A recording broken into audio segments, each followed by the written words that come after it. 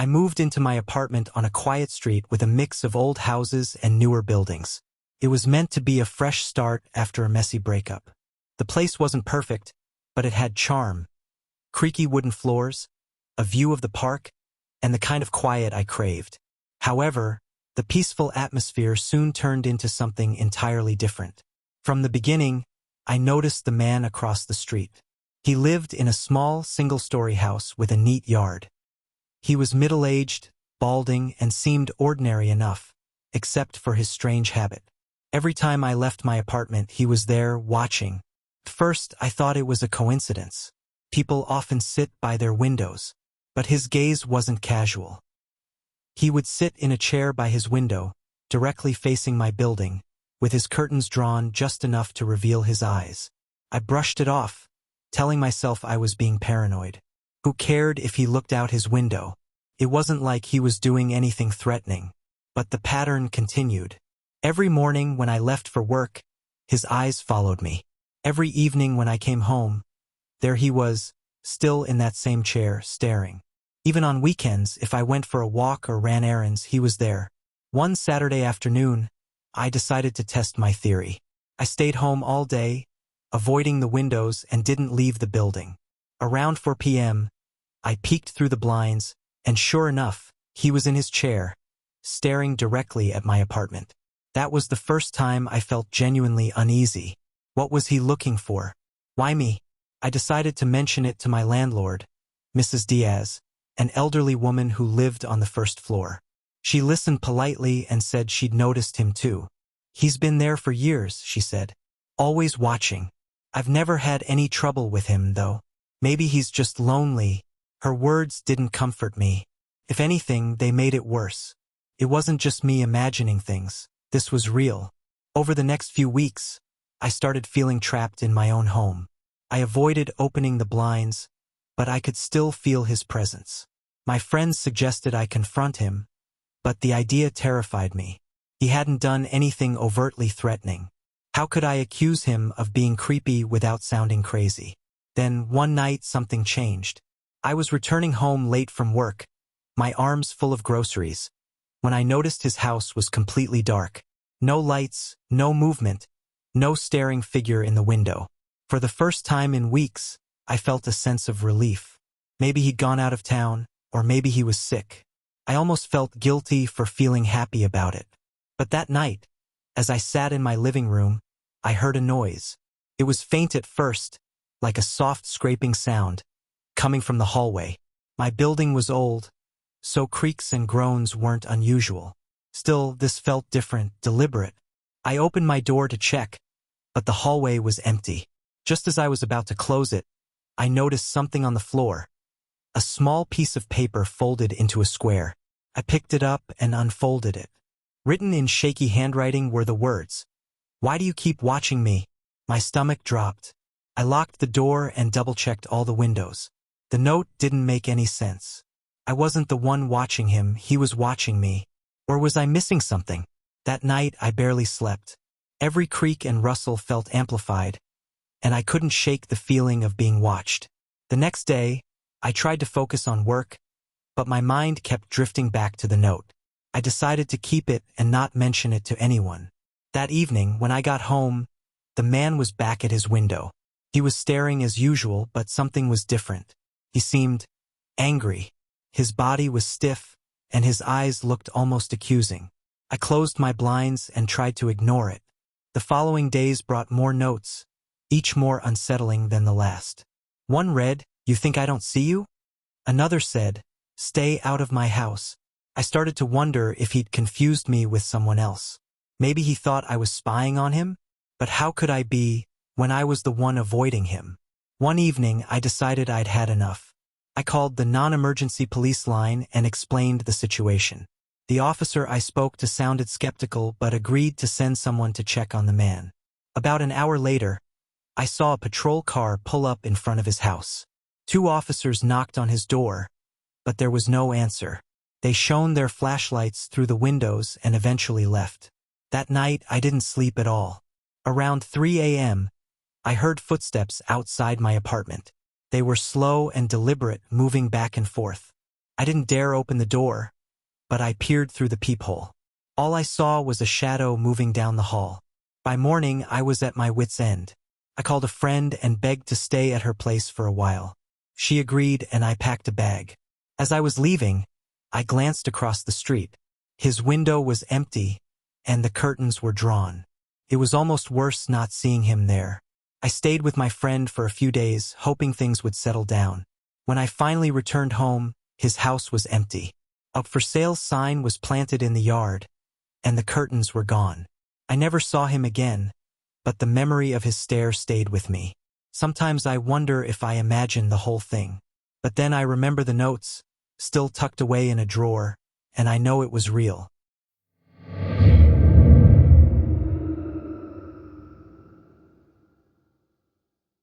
When I first moved into the small, two-story apartment building, I thought I'd struck gold. The rent was cheap, the neighborhood was quiet, and the building had an old-fashioned charm. The basement laundry room was a bit creepy, but that was a small price to pay. Besides, I figured I wouldn't have to use it often. The first few weeks passed uneventfully. I met a few of my neighbors in passing, mostly young professionals like me. We exchanged polite greetings, but everyone kept to themselves.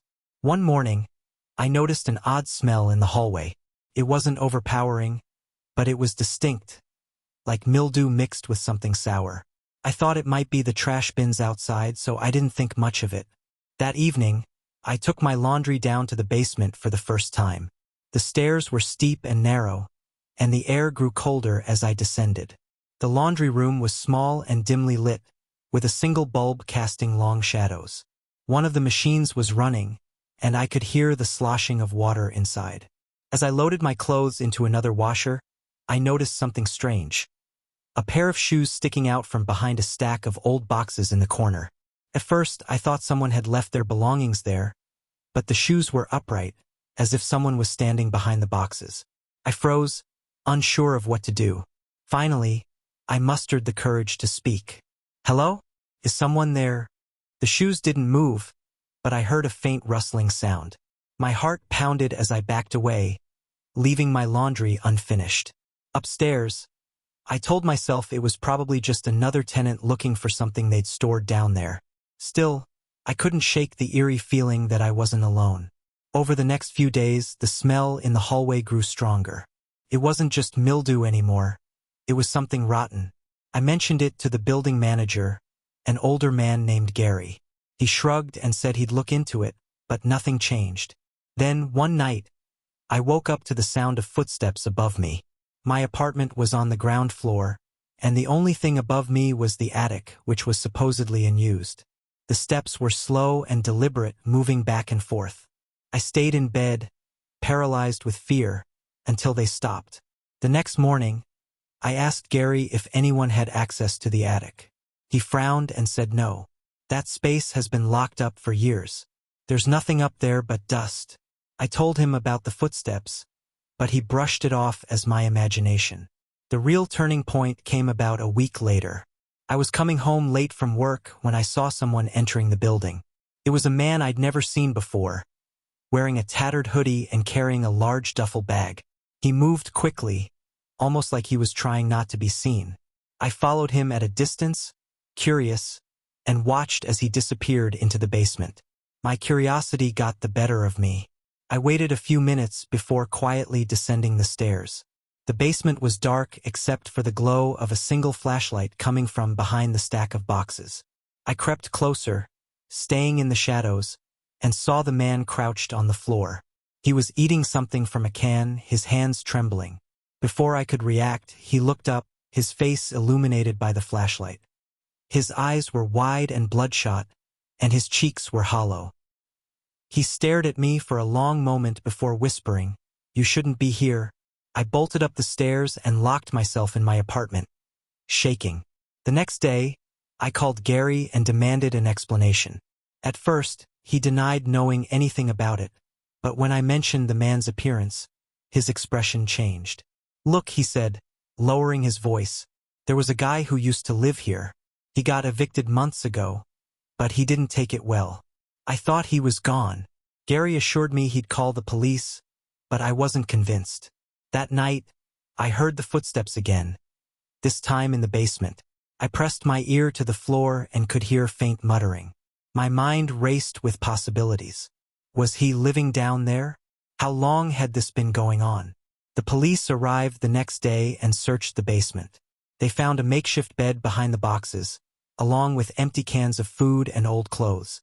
The man was gone, but his presence lingered in the form of the smell and the unease that settled over the building.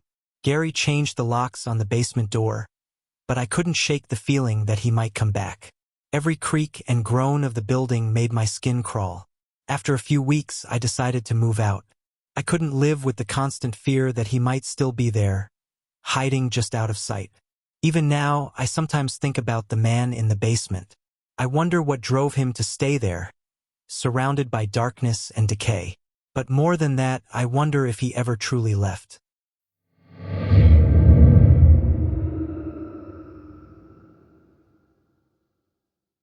The house I rented was perfect for me. It was small but cozy, with hardwood floors and big windows that let in plenty of sunlight. It had a backyard where I could plant flowers, and the rent was reasonable. The only odd thing about it was the second-floor bedroom, which the landlord, Mr. Carter, insisted must remain locked. "It's just storage," he said when I asked about it. "I'll need access every now and then to check on some things, but you won't need to worry about it." I thought it was strange, but I didn't press him. The rest of the house was mine to use as I pleased, and I wasn't about to let one locked room ruin my excitement. The first few weeks in the house were idyllic. I loved the peace and quiet of the neighborhood, and I spent my evenings reading in the backyard. But the more time I spent in the house, the more I became aware of the locked room. I'd find myself glancing up at the ceiling, wondering what was inside. Sometimes, late at night, I thought I heard faint noises, like something shifting or tapping, but I convinced myself it was just the old house settling. One Saturday morning, as I was cleaning, I noticed something odd. The door to the locked room, which I hadn't touched since moving in, was slightly ajar. My heart skipped a beat. I crept up the stairs and pushed the door open. The room was empty, except for a single chair in the center and a layer of dust covering the floor. There were no boxes, no furniture, nothing to suggest it was being used for storage. But the chair was strange, old and rickety, with deep scratches gouged into the wood. I stood there for a moment, staring, before I heard the creak of the front door opening. Panicked, I shut the door and rushed downstairs. It was Mr. Carter. He was holding a toolbox and wearing an apologetic smile. "Sorry to drop by unannounced," he said. "Just need to check on something upstairs." I nodded, my heart racing, and stepped aside as he climbed the stairs. I listened as he moved around in the locked room for a few minutes before coming back down. "Everything's fine," he said. "Let me know if you need anything." And just like that, he was gone. After that, the noises at night grew louder. It wasn't just tapping anymore. Sometimes it sounded like footsteps, pacing back and forth. I tried to convince myself it was my imagination, but the locked room seemed to cast a shadow over the entire house. One evening, I decided to investigate. I waited until it was dark, then tiptoed upstairs with a flashlight. The door was still locked, but I noticed a faint draft coming from underneath. I crouched down and shone my flashlight through the gap. All I could see was the chair, now tipped over on its side. My blood ran cold. The next day, I called Mr. Carter. I tried to sound casual as I asked about the room again, but he was evasive. "It's nothing to worry about," he said. "Just focus on enjoying the rest of the house." Couldn't let it go. I started asking around the neighborhood, hoping someone might know more about the house's history. Most of the neighbors didn't know much, but one older woman, Mrs. Hathaway, hesitated when I mentioned the locked room. "Carter's been renting that place out for years," she said. "But none of the tenants ever stayed long. They always said, strange things happened in that house." She didn't elaborate, and I didn't press her. That night, I lay awake, listening to the noises from the locked room. Around midnight, I heard a loud thud, followed by the sound of something scraping against the floor. My hands trembled as I called Mr. Carter, but he didn't answer. I was too afraid to investigate, so I stayed in bed until morning. The next day, I confronted Mr. Carter in person. I told him about the noises and demanded to know what was in the room. He sighed heavily and rubbed the back of his neck. "It's just an old house," he said. "These things happen. If it's bothering you, maybe this place isn't the right fit for you." His response felt like a dismissal, but I wasn't ready to leave just yet. That evening, I decided to take matters into my own hands. I borrowed a lockpicking kit from a friend and spent hours practicing. When I was ready, I waited until nightfall and crept upstairs. The lock wasn't as complicated as I'd feared. After a few minutes, I heard a soft click, and the door swung open. The chair was gone, but the scratches on the floor were unmistakable, as if something heavy had been dragged across it. In the far corner of the room, I noticed a small trapdoor, partially concealed by a loose floorboard. I knelt down and pried it open. The air that escaped was damp and foul, and I could see a narrow staircase descending into darkness. My flashlight barely penetrated the gloom, but I thought I saw movement at the bottom, something shifting, just out of sight. A loud knock on the front door made me jump. I slammed the trapdoor shut and locked the room behind me before rushing downstairs. It was Mr. Carter, looking more irritated than I'd ever seen him. "You shouldn't have done that," he said, his voice cold. He didn't give me a chance to respond. "Pack your things," he said. "You need to leave." I didn't argue. By the next morning, I was out of the house, leaving behind the mystery of the locked room and whatever lay beneath it. I never saw Mr. Carter again, and I never found out what was in the basement. But sometimes, late at night, I think about the faint movement I saw and wonder if it was something, or someone, that didn't want to be found.